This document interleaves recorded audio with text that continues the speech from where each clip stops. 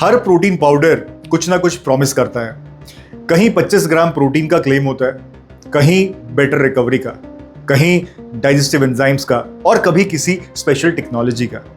अब अगर आप किसी प्रोटीन पाउडर को ऑनलाइन सर्च करें तो ज्यादातर रिव्यूज सिर्फ एक चीज देखते हैं, प्रोटीन कितना निकला।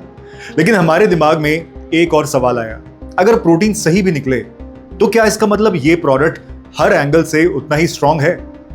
इसी सवाल का जवाब ढूंढने के लिए हमने बीस्ट लाइफ परफॉर्मेंस प्रोटीन, जो कि एक यीस्ट प्रोटीन बेस्ड प्रोडक्ट है, उसको मार्केट से इंडिपेंडेंटली परचेज किया और NABL एक्रेडिटेड लैब में टेस्ट करवाया। और उसके बाद सिर्फ लैब रिपोर्ट देखकर नहीं रुके, हमने कंपनी के हर मेजर क्लेम को भी वेरीफाई करने की कोशिश की। क्योंकि भारत फूड चेक में हम सिर्फ प्रोडक्ट को टेस्ट नहीं करते, हम उसके क्लेम्स को भी टेस्ट करते हैं। पहला सवाल, क्या प्रोडक्ट ने अपना सबसे बड़ा प्रॉमिस डिलीवर किया? यानी जितना प्रोटीन लेबल पर लिखा है उतना प्रोटीन एक्चुअली डिलीवर करना। इस प्रोडक्ट के लेबल पर डिक्लेयर किया गया है 62.25 ग्राम प्रोटीन पर 100 ग्राम और लैब ने इस इंडिपेंडेंटली टेस्टेड बैच में अप्रॉक्स 65.5 ग्राम प्रोटीन पर 100 ग्राम ऑब्जर्व किया। यानी इस बैच ने अपना primary protein claim successfully deliver किया। ये इन्वेस्टिगेशन की एक पॉजिटिव फाइंडिंग थी, लेकिन ऑनेस्टली यहीं पर रुक जाना बहुत आसान था और शायद इसी पॉइंट पर बहुत सारे रिव्यूज खत्म भी हो जाते हैं। लेकिन हमारे लिए ये सिर्फ पहले सवाल का जवाब था। पहला सवाल क्लियर हो गया, इन्वेस्टिगेशन अभी बाकी थी। दूसरा सवाल, क्या ये प्रोटीन रिजल्ट जेन्युइन भी था?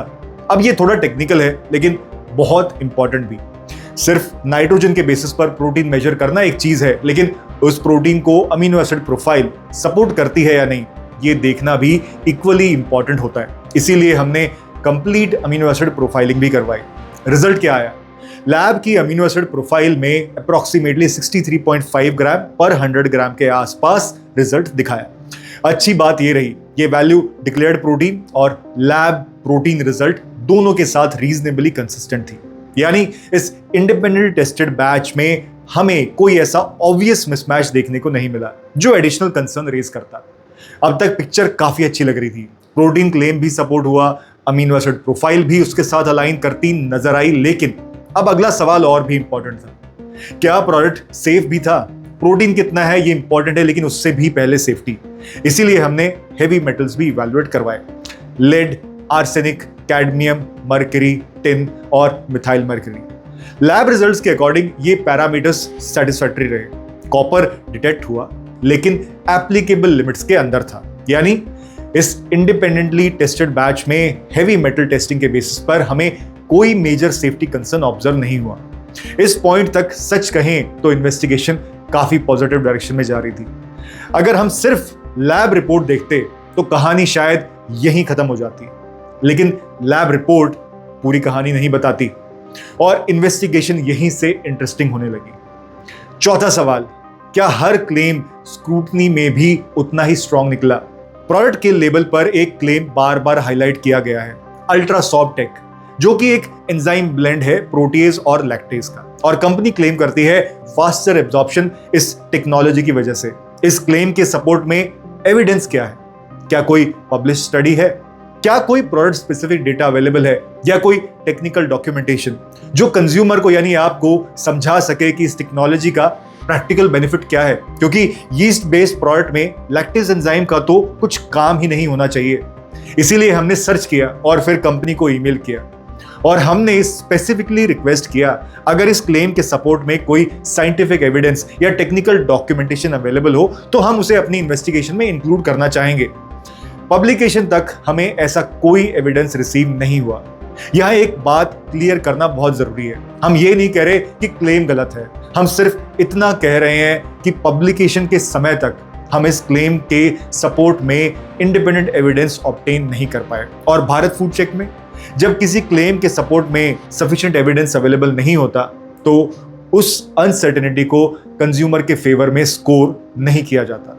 इसी सेक्शन में एक और ऑब्जर्वेशन सामने आई, प्रोडक्ट में MCT पाउडर भी इंक्लूड किया गया है, लेकिन उसकी एग्जैक्ट क्वांटिटी डिस्क्लोज नहीं की गई।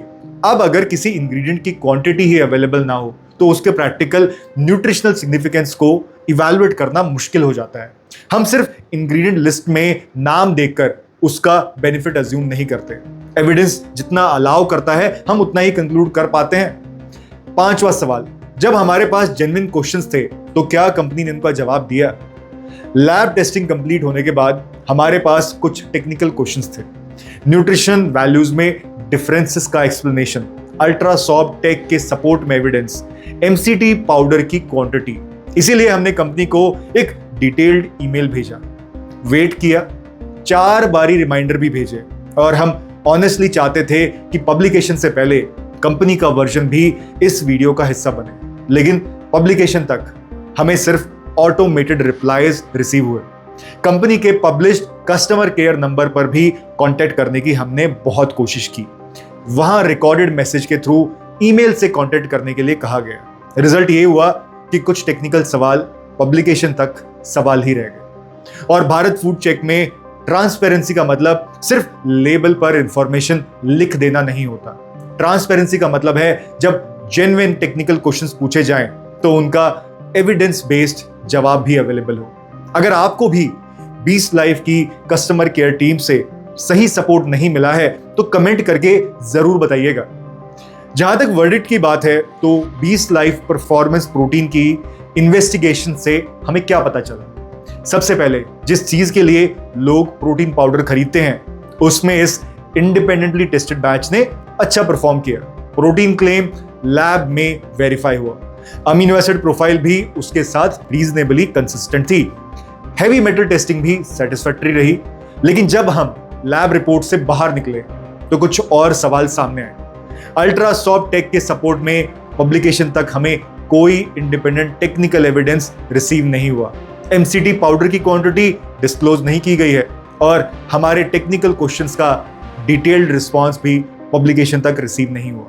हो सकता है फ्यूचर में कंपनी इन सवालों के सेटिस्फैक्टरी जवाब दे और अगर ऐसा होता है तो भारत फूड चेक उस इंफॉर्मेशन को भी व्यूअर्स के साथ उतना ही ट्रांसपेरेंसी से शेयर करेगा, क्योंकि हमारा ऑब्जेक्टिव किसी कंपनी को सही या गलत प्रूव करना नहीं है।